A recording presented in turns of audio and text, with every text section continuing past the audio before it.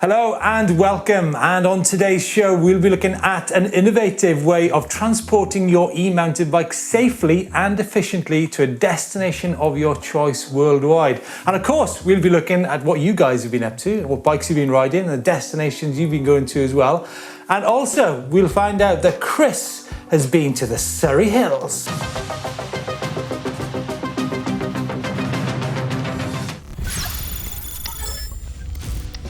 So recently on our trip to Northern Italy, we caught up with a new company called Ship2Cycle, who have created this new way of transporting your e-mountain bikes. So we were lucky enough to catch up with them. Now, obviously, one of the big difficulties or maybe obstacles of bringing your e-mountain bike out to a fantastic destination such as this has been all about transporting your battery. You can't take an e-mountain bike battery on a plane. So, Enrico, you either drive out here, right? Or you can maybe post your battery, but that's very difficult. Any ideas of how this can be overcome in the future? More than ideas, Steve. Typical. We get. You say there's a difficulty, and we are solution providers. So we partner. We met this company. It's an Italian logistic company that has been doing a hell of work in moving stuff for sport around the globe, and they just launching a door-to-door delivery service for bikes and e-bikes. Are you serious? I'm super serious. And you know what?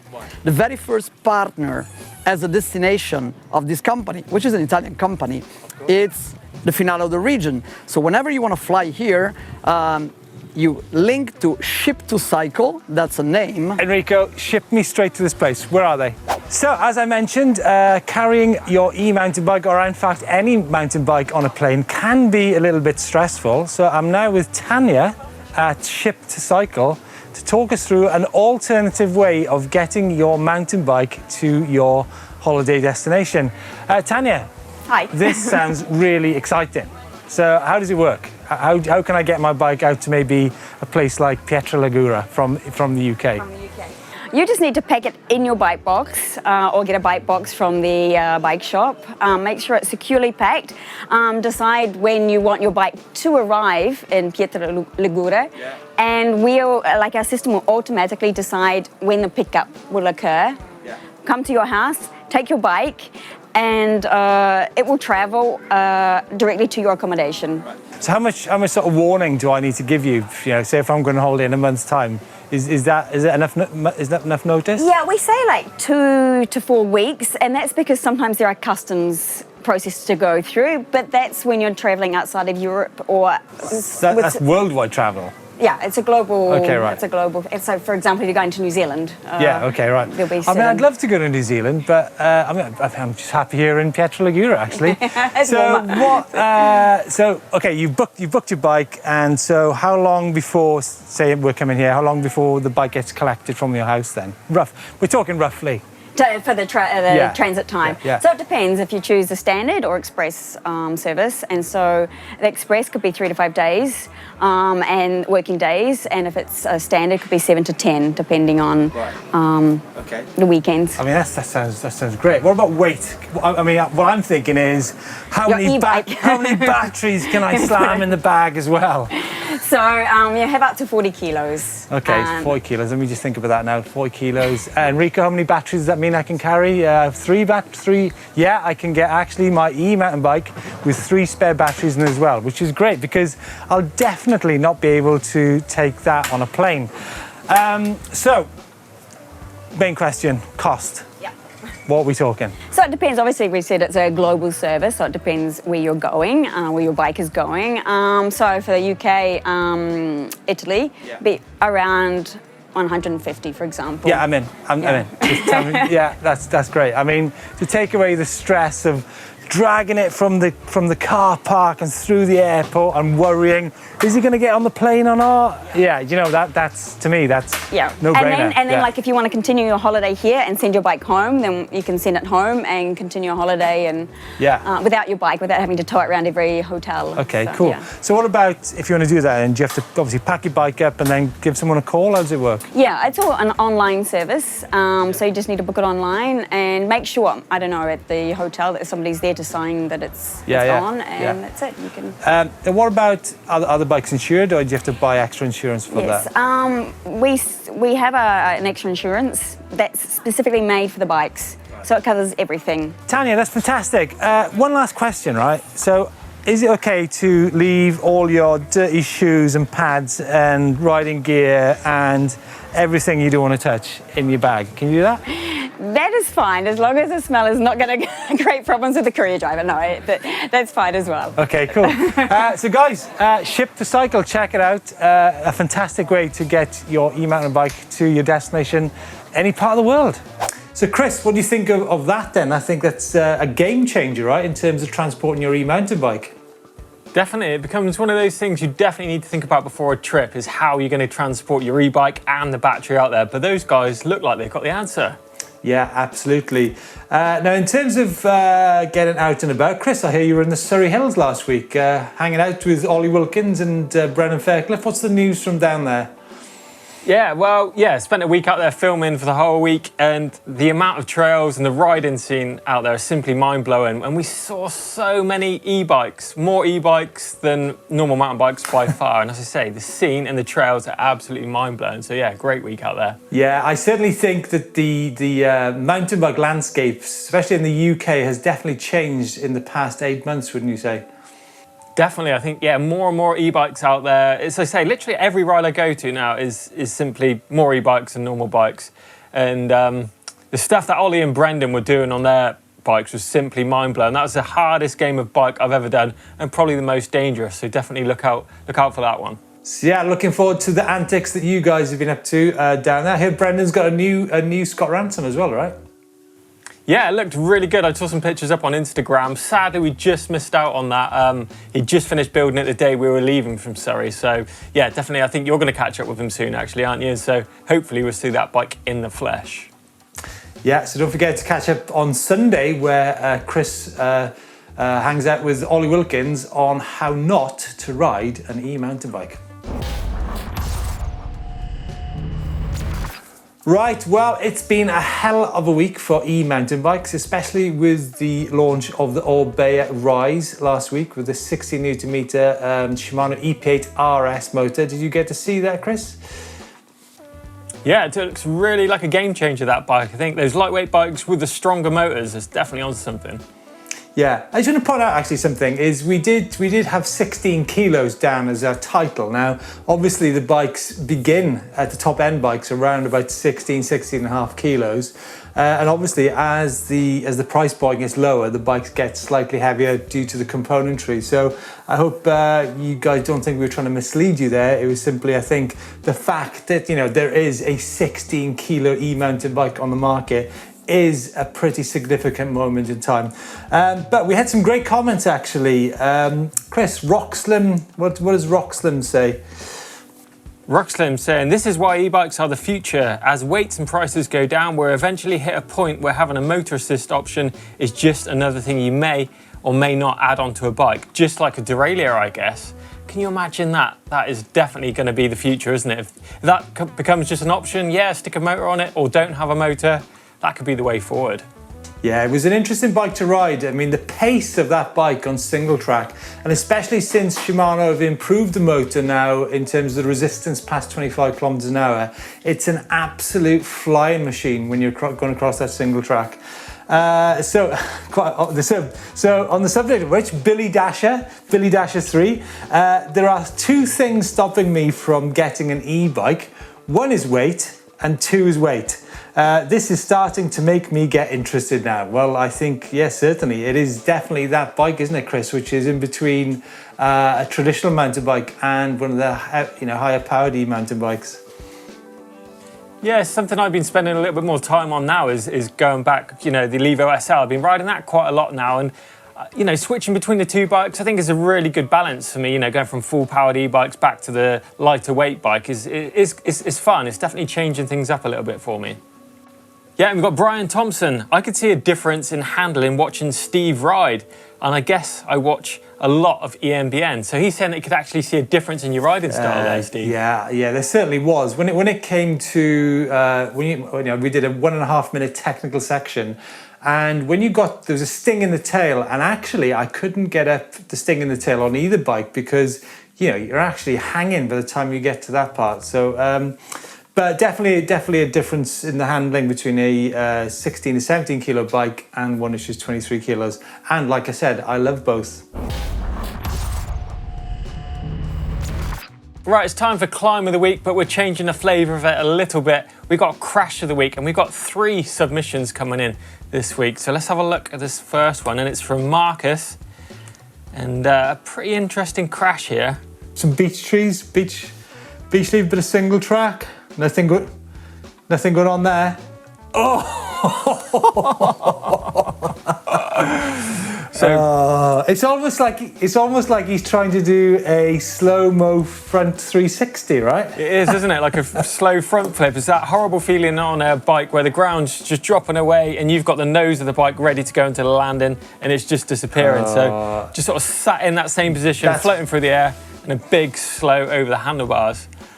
But yeah, pretty nasty, that one. So that was Marcus. It's got to be everybody's worst nightmare.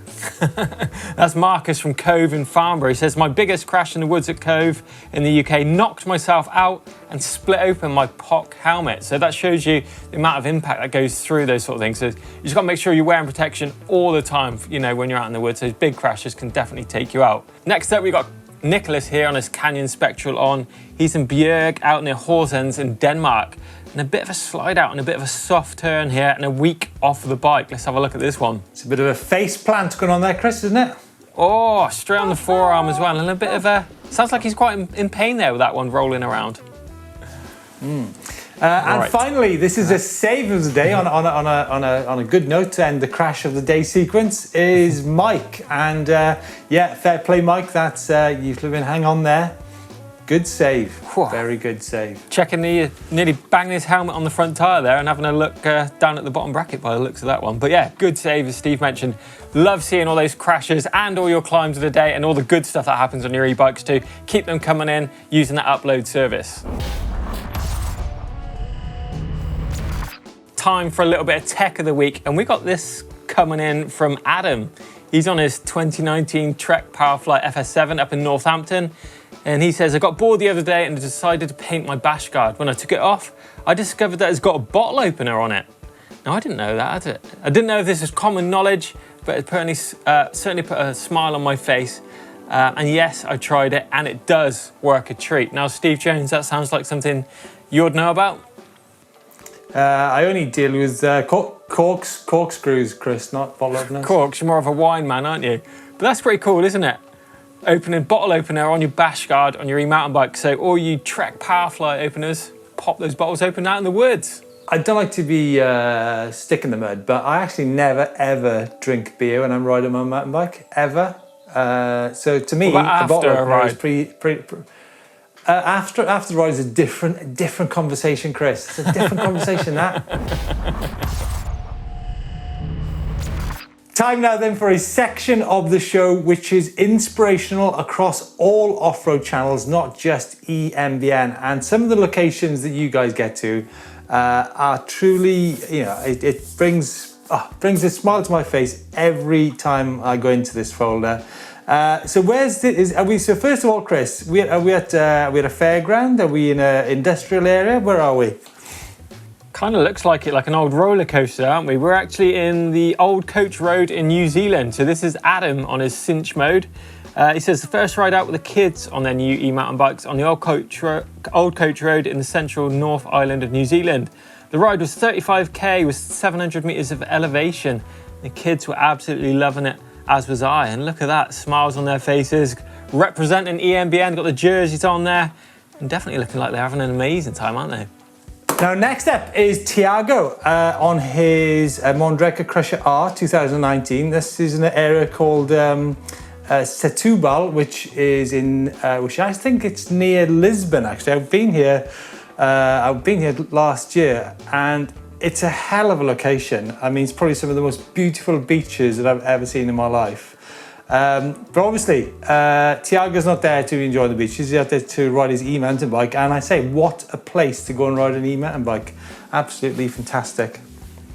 And I'm thinking, what's some colour coding going on there? Look at the shoes, the fork graphics, the frame, the jersey. Got some good colour coding going on there. Good job, Tiago.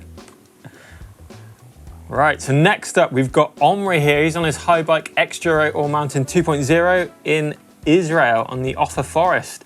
Trying out his new e-bike and getting a bit rad with it as well. Hitting a little drop there as well. Bit of a styly action going on. Nice trail, looks a load of fun. That's not a little drop, Chris. That's a pretty big drop in my eyes. Now, Israel's an interesting one. Now, I remember going there to the first ever YT Capra launch, actually, probably about a decade ago.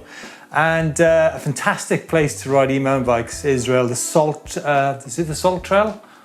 Or was it the Sugar Trail? I can't remember. Now then, look at this. This is something got to be closer to home, but it's not. It's actually in Forest, Victoria, Australia. This is Peter and his Trek Rail 9, although I can see a couple of bikes in there. Bit of camping action. That's, to me, that's e-mountain bikes all over. Kept my Powerfly for to have second bike to help get others into e-mountain biking. Wow, that's very kind of you, Pete. Very kind of you. And definitely the right thing to do. Dwayne, Definitely. What is Dwayne? Next up, we got this Dwayne. I've got Fritz here. Next up, we got Fritz with a Commensal Meta Power 2019 model and Weinsberg, Germany. Out for a short holiday, back to my hometown soon, and riding my e-bike every day. Now, I like this shot. It's pretty cool, pretty kind of fancy shot overlooking a nice lake. The bike looks good, covered in mud. That's what it's all about for me. Now, next up, this is Dwayne out in Bragg Creek in Alberta, Canada. And Dwayne says that I have been chasing my wife on the bike for over 30 years. And it looks like Dwayne has just caught up with her. Now, she is a retired World Cup cross-country and downhill racer. Wow. Okay, so I bought a Cube e-bike and set out on a 40-kilometer ride with a 1,000-meter elevation gain. I had a great ride, and that turned out to be very expensive as I had to buy Bev an e-bike the next day. Bev, what's your surname, Bev? But I'm glad to see that a cross-country and downhill World Cup racer is now enjoying life on an e-mountain bike in an absolutely stunning location in Alberta. That location is absolutely stunning, isn't it? You know, you'd struggle not to have a good ride there, I think, especially on an e-bike. Look at it. Put it on the list, Chris. Put it on the list. But that's it for Where in the World. As I say, I love seeing all those videos and pictures from you guys. You know, what you're up to on your e-bikes all over the world. Keep them coming in using that uploader. Right, it's that time of the show where we go all over the world to have a look at your e-bike to see if you can get a nice or a super nice. And kicking things off, we've got this strong entry in from Bernard. He's on his high bike X-Duro Full 7 2019 model out in Quebec in Canada. 59 years old and loves exploring old country roads and loves riding his full suspension e-mountain bike. And that looks like a cool bit of trail, doesn't it? Through the tunnel. A little bit industrial, kind of liking that feeling there, mixing it up, you know, with a bit of proper mountain biking as well. And I'm loving that bike. I think we're going to kick it off with a super nice. Now, next up is Manuel on his KTM Machina 29 2018 with a Bosch CX motor in Portugal, Monsanto. Exploring some nice trails there. Nice bit of rock and a nice bike. And next up is David. David is in Dumfries, Scotland, area I know pretty well from downhill days. Merida E160 9000. First time out on the new ride, doing some trails I've never done before on a regular e-mountain bike. Yeah, I mean, that sums it up. And with those hills, I think there's only one way to go, and that is super nice there, David. Right, next up, we've got Mike here with his Vitus VRS Sunset. He's out in Sierra Nevada in Spain, and he said he climbed to 2,020 meters in the Spanish hills, my local biking country. Enormous climbs, endless descents. And Rob Warner was right, having more fun than any 69-year-old with a spinal metal brace should be having. So, 69 years old, metal spine, and a big mudguard on his bike, and a big smile on his face. And that's what it's all about for us. That's got to be super nice. Now, we now have Tyre Carn Uchaf, which is, as you guessed, in Wales. This is Thomas on his Focus Jam Squared 618 2021 model. I love those bikes. I love the tyres on them. Exploring the mountains of South Wales, my brother. This is all on our doorstep. I mean, I'm not going to give it a nice, am I?